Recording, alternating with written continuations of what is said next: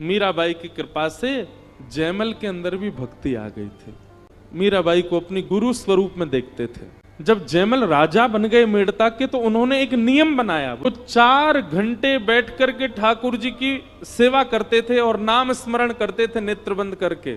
और उन 4 घंटों का नियम था कि चाहे आक्रमण हो जाए, चाहे ब्रह्मा जी आ जाए, चाहे दुनिया का कोई व्यक्ति आ जाए, इन 4 घंटों के बीच में यदि किसी ने भी जाकर के जयमल को छेड़ा या जयमल को उठाने का प्रयास किया, उसको मृत्यु दंड मिलेगी। ठाकुर जी की सेवा के बीच में कोई जयमल को छेड़ता नहीं था। पूरे राज्य को पता था इतने बजे से लेकर के इतने बजे तक, इस काल से इस काल तक हमारे राजा जो हैं वो सेवा में रहते हैं ठाकुर जी की में। चाहे दुनिया इधर उधर हो जाए, जयमल की भक्ति नहीं इधर उधर होती। तो जयमल की देखा देखी राज्य में कई लोगों ने नियम बना लिए, किसी का 1 घंटे का, किसी का 2 घंटे का।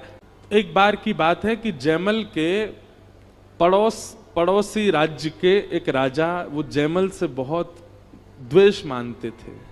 उन्होंने बहुत बार प्रयास किया जयमल जी के ऊपर आक्रमण करने का, पर जयमल बड़े योद्धा थे, बड़े वीर थे, नहीं कर पाए। तभी उनको किसी ने जाकर के बताया, बोले जयमल राजा का एक नियम बताया आपको? बोले क्या? बोले वो 4 घंटा के लिए ठाकुर जी की सेवा में जाते हैं और जितनी देर वो ठाकुर जी की सेवा में जाते हैं उतनी देर नियम है, कोई उनको जाकर के छेड़ नहीं सकता, कोई उनसे कुछ बोल नहीं सकता। अगर हम लोग उस काल में चढ़ाई कर दें मेड़ता पर तो हम विजय प्राप्त कर सकते हैं, क्योंकि सेना भी बिना राजा की आज्ञा के तो आक्रमण करेगी नहीं। तो हम लोग पूरे मेड़ता को घेर करके चढ़ाई कर देंगे। तो पड़ोसी राजा ने कहा ये उचित समय है, और उन्होंने अर्धरात्रि में ही पूरी सेना इकट्ठी करके मेड़ता पर चढ़ाई कर दी। और मेड़ता ठीक उस समय पहुंचे जिस समय जयमल अपने भजन में बैठ गए थे। सामान्य सेना नहीं थी, वर्णन आता है बोले इतनी सेना लेकर के गए, पूरा मेड़ता चारों ओर से घेर लिया। इतने मेड़ता में जन नहीं रहते थे जितनी सेना ने आकर के मेड़ता को घेरा। मेड़ता को घेर लिया और बस आक्रमण करने ही वाले। यहां मंत्री, महामंत्री, सेनापति आदि सब दौड़ने लगे, क्या करें? बोले ये तो वही काल है, राजा हमारे भजन में बैठे हैं, बीच में विक्षेप डाल नहीं सकते। तब सबने जाकर के जयमल की माता जी राजमाता से जाकर के कहा आप कोई निदान बताओ। राजमाता को अधिकार है कि वो जयमल के भजन के बीच में जाकर के जयमल से कुछ बात कर सकती। राजमाता ने कहा रुको मैं जाकर के बात करती हूं। तो जयमल अपने साधना में बैठे थे, भगवान की सेवा आदि करके, पूजा निवेदन करके, श्रृंगार आदि करके, नाम जप करके, सुंदर दीप जले हैं और जयमल नेत्र बंद करके ठाकुर जी का मानसी चिंतन कर रहे हैं। तभी राजमाता ने जाकर के कहा पुत्र जयमल, हमारे मेड़ता पर पड़ोसी राजा ने चढ़ाई कर दी है, चारों ओर से सैनिकों ने घेर लिया है, तुम्हारी आज्ञा के बिना हम कुछ कर नहीं पाएंगे। तुम्हारी साधना ना छूटे, तुम्हारा भजन ना छूटे, ये हमारा प्रयास है, पर कुछ तो आज्ञा करो। अरे कुछ नहीं तो केवल आक्रमण ही बोल दो, मंत्री, सेनापति, महामंत्री सब संभाल लेंगे। जयमल जी ने बाकी बात तो नहीं सुनी, केवल इतना सुना कि मेड़ता को पड़ोसी राजा ने घेर लिया। राजमाता की बात सुनी तो जयमल के मुख से अपने आप शब्द उत्पन्न हुआ, हरि जाने सब जनन की पीर।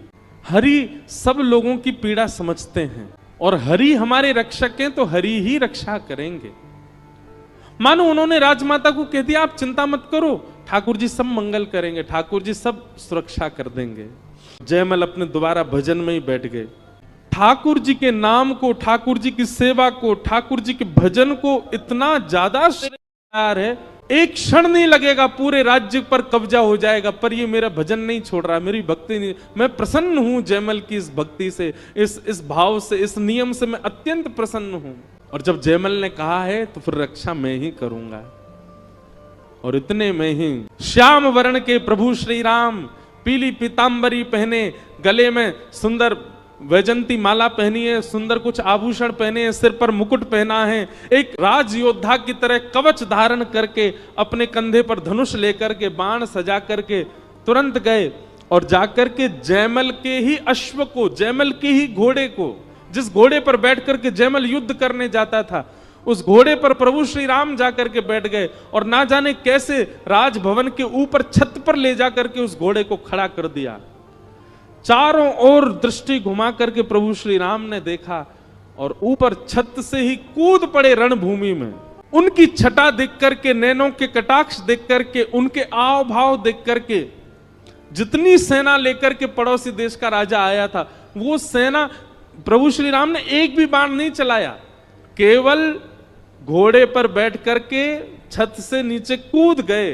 उनकी छटा देख करके, उनका रूप देख करके, उनका यौवन देख करके, उनके अंग की सुगंधी से जितनी सेना आई थी सारी सेना मूर्छित होने, और देखते ही देखते पूरी सेना मूर्छित होकर के जैसे मानो सुसुप्ति अवस्था में पड़ गई हो, अपने अस्त्र शस्त्र छोड़ करके सब लेट गए। पूरी सेना को क्षण भर में समाप्त करके इस प्रकार सुला करके प्रभु श्री राम ने रणभूमि से वापस आकर के घोड़ा छोड़ दिया और अपने मंदिर में जाकर के व्यवस्थित हो गए। यहां 4 घंटे पूर्ण हुए जयमल के। 4 घंटे पूर्ण होते ही प्रभु को प्रणाम किया, तुरंत उसने आज्ञा कर दी, तैयारी करो, रणभूमि पर जाना है, सेना तैयार करो। आज्ञा होते ही मंत्री, महामंत्री, सेनापति सब दौड़ने लगे, पूरी सेना इकट्ठी होने लगी। जयमल ने जाकर के कवच आदि पहने, मेरा घोड़ा लेकर के आओ।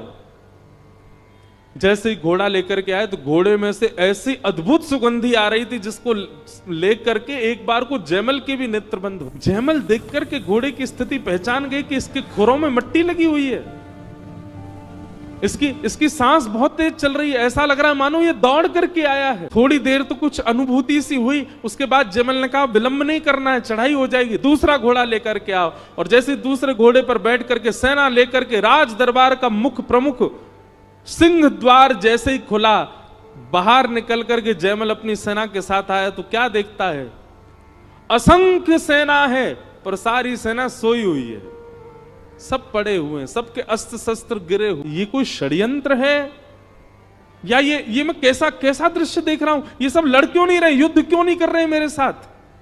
अपने सैनिकों को जाके कहा, जाके देखो इनको। सैनिकों ने जाके देखा, बोले घायल नहीं है महाराज जी, इनको एक भी बाण नहीं लगा, एक भी तलवार नहीं लगी है, सबकी श्वास चल रही है, जीवित हैं, पर पता नहीं सुसुप्ति अवस्था में है। जयमल ने कहा, वो राजा कहां है जो चढ़ाई करने आया था? अपने रथ में वो भी सुसुप्ति अवस्था में पड़ा था। जयमल दौड़ करके उसके पास गए, उसके ऊपर पानी का छिड़काव किया, वो होश में आया। जयमल ने पूछा, ये सब तुमने क्या किया? अपनी सेना लेकर के आए, चढ़ाई नहीं की तुमने, और उसके बाद अब युद्ध में ये सब सो क्यों रहे हो, क्या कर रहे हो? वो राजा जैसे ही होश में आया, होश में आते ही जयमल का हाथ पकड़ लिया, बोले भगवान मैं आपके पांव पड़ता हूं, मैं आपके आगे हाथ जोड़ता हूं, जीवन में कभी आपसे शत्रुता मोल नहीं लूंगा, अपनी सेना लेकर के वापस चला जाऊंगा, अपना मुकुट उतार करके आपके चरणों में रखता हूं, केवल मेरी एक कामना पूरी कर दो। बताओ क्या कामना है? बोले जिस एक सैनिक को तुमने बाहर भेजा था उस सैनिक का दर्शन करा दो। जयमल अपने मंत्री, महामंत्री, सेनापति से किसको भेजा था बाहर? महाराज हम आपकी आज्ञा के बिना एक पत्ता नहीं हिला सकते, हमने किसी को नहीं भेजा। किसको देखा तुमने, कौन था वो? बोले श्वेत अश्व, घनघोर उसका आकर्षण रूपी स्वरूप उस अश्व का, उसके ऊपर नील वर्ण का वो योद्धा, कवच पहन करके, हाथ में धनुष बाण लेकर के, तुम्हारी छत से ही अश्व कूदा दिया उसने। हम तो वही देख करके हैरान रह गए, इतनी ऊंचाई से अश्व से कैसे कूद सकता है कोई?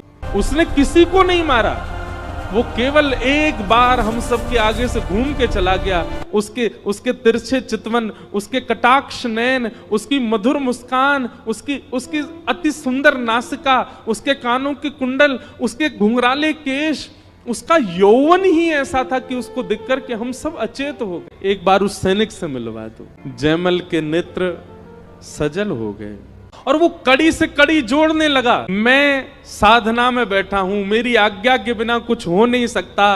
राजमाता ने आकर के मुझको कहा कि चढ़ाई हो गई है, तब मैंने कहा हरि रक्षा करेंगे, कहीं ऐसा तो नहीं हरि ने ही रक्षा की। और तभी उसने मन में विचार किया कि मेरे घोड़े में से एक अद्भुत सुगंधी आ रही थी, उस घोड़े के पैरों में मिट्टी लगी थी, वो घोड़ा हाँफ रहा था, शायद ठाकुर जी इस घोड़े पर बैठ करके गए हों। जयमल तो बेचैन सा हो गया, उल्टा चरणों में गिरने लगा उस राजा के और सब सैनिकों के हाथ जोड़ने लगा, पैर पूजने लगा। बोले ले जाओ मेड़ता को, अपना लो, स्वीकार कर लो, ये आपका है नाथ। वो राजा बोले ऐसा क्यों कह रहे हैं आप? बोले अरे भगवान वो कोई सैनिक नहीं आया था, वो कोई सामान्य व्यक्ति नहीं था, साक्षात जगत नियंता जगदाधार त्रिलोकीनाथ प्रभु श्री राम ही आए थे। मैं तो भजन करता हूं 4 घंटे, मैं तो साधना करता हूं, पर कभी प्रत्यक्ष नहीं देख पाया। धन्य हैं आप लोग जो आपने उनका प्रत्यक्ष दर्शन किया। जयमल राजा तो रोने लगे कि नाथ मुझे क्यों नहीं आपने अनुभव कराया अपना। वापस अपने भवन की ओर जा रहे थे, सैनिकों से पूछते जा रहे थे घोड़ा कहां घुमाया था उन्होंने। सब बता रहे थे देखो ये उनके यहां घोड़े घूम रहा था, यहां पर थोड़ी देर रुके थे, यहां पर ऐसे करके उन्होंने देखा था, यहां पर उन्होंने अपनी भुजा उठाई थी, यहां पर उन्होंने धनुष बाण चलाया नहीं, बस हमको डरा रहे थे धनुष बाण दिखा दिखा करके। जयमल उस पूरे पथ को देख रहा है जहां ठाकुर जी घूम के गए। तभी जयमल को स्वर्ण के कुंडल मिले, और उस कुंडल को जैसे जयमल ने देखा, वो जयमल के निज ठाकुर जी जिनकी जयमल सेवा करता था उनके ही कुंडल थे। अपने मस्तिष्क से लगा लिए, अंदर गए, भवन में जाकर के मंदिर में जैसे ही अपने ठाकुर जी को देखा, श्री ठाकुर जी मूर्तिमंत खड़े हैं, मंद मंद मुस्कुरा रहे हैं। तभी जयमल ने कानों की ओर देखा तो एक कान में कुंडल था, दूसरे कान में कुंडल नहीं था ठाकुर जी के, और प्रमाणित हो गया कि ठाकुर जी ही गए। उस दिन से तो और अथाह भक्ति हो गई जयमल। और जो राजा अपनी सेना लेकर के चढ़ाई करने आया था वो सदा के लिए मेड़ता का दास बन गया और जयमल का दास बन गया, सदा के लिए उनकी सेवा में लग। एक बार जयमल अपने ठाकुर जी की सेवा कर रहे थे, तो सेवा करते करते उनको अत्यंत मन में ऐसा भाव आया कि ये स्थान ठाकुर जी के अनुकूल नहीं है। जिस मंदिर में ठाकुर जी बैठे थे, कम से कम ठाकुर जी की शयन की व्यवस्था तो अति उचित होनी चाहिए। जयमल ने एक सुंदर कुटिया बनवाई और उसमें ठाकुर जी की सारी व्यवस्था करी, शयन की, पंखा लगाए, गादी जी लगाई, सब व्यवस्था की। आपकी पत्नी के मन में एक बार भाव आया कि 4 घंटा सुबह साधना करते हैं, रात भर पता नहीं कुटिया में बैठे रहते हैं, देख के तो आऊं क्या है। जयमल के ठाकुर जी रहते मंदिर में ही थे, कुटिया केवल उसने भाव के लिए बनवाई थी कि ठाकुर जी रात में जब आपको शयन करना हुआ करे तो आप कुटिया में आ जाया करो। उस कुटिया में ठाकुर जी थे नहीं, केवल शयन गद्दी होती थी। एक बार आपकी पत्नी ने अर्धरात्रि में जाकर के देखने का प्रयास किया कि देखूं तो ये कैसी कुटिया है। भीतर झांक करके देखा तो उस कुटिया में सेज पर जो पलंग लगाया था, प्रत्यक्ष प्रभु श्री राम और श्री जानकी जी उस पर पौड़े हुए थे। आप तुरंत घबरा गई और दौड़ करके गई और जयमल जी के पास जाकर के प्रणाम किया। बोले कि वो कुटिया में तो श्याम वर्ण के ठाकुर जी और गौर वर्णा श्री सीता जी पौड़ी हुई हैं, और वो कोई मूर्ति नहीं है, वो प्रत्यक्ष पौड़े हुए हैं। जयमल के नेत्र सजल हो गए। बोले मैंने तो कुटिया बनवाई थी कि ठाकुर जी आपका मन हुआ करे तो आप, पर ठाकुर जी ने उसको स्वीकार